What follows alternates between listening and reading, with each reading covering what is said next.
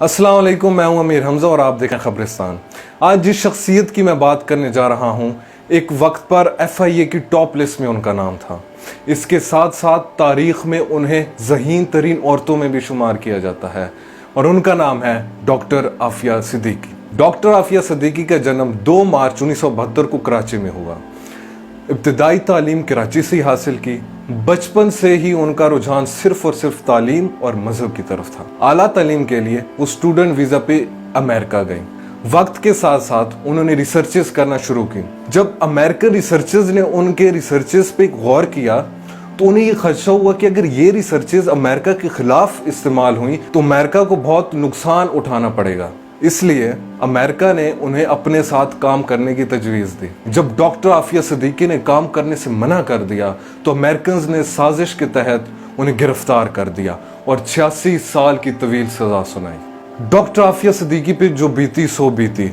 आज इस कहानी में गम ने एक और करवट ली है। 15 साल से अपनी आंखों में उम्मीदों के दिए जलाने वाली हस्ती आज इन बेहिस हुक्मरानों की तरफ देखती सिसकती आंखें अपनी बेटी की इंतजार में बंद हो गईं। 15 साल के तवील इंतजार के बाद डॉक्टर आफिया सिद्दीकी की माँ, जी हाँ, डॉक्टर आफिया सिद्दीकी की माँ इस दुनिया से रुखसत हो गई हैं। गलती किसी की हो, कसूरवार कौन है, गुनहगार कोई भी हो, दर्दो अलम की भट्टी में माओ को क्यों पिसना पड़ता है।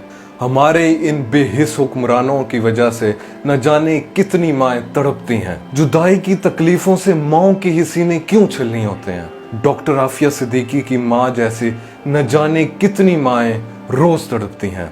हमारे बेहिस हुक्मरानों की वजह से न जाने कितने सुहाग उजड़ गए। तड़पती सिसकती रोती माओ की सीनों से जो हूक उठती होगी तो कायनात के दरो दीवार क्यों नहीं हिलते होंगे। खुदाई सल्तनत लरज जाती हो चाहे, लेकिन हमारे इख्तिदार के ईवानों में बैठे हुए एलियंस को कोई फर्क नहीं पड़ता, क्योंकि उनका इस मखलूक से कोई ताल्लुक ही नहीं। उनकी वजह से ना जाने कितनों के सुहाग उजड़ गए, कितनों के सर से साए बिखर गए, कितनी ही माओं के सीनों में आग जले, लेकिन हमारे बेहिस हुक्मरानों को कोई फर्क नहीं पड़ता। सोचना मुझे है, सोचना आपको है, सोचना हम सबको है। देखते रहिए खबरिस्तान। बहुत शुक्रिया।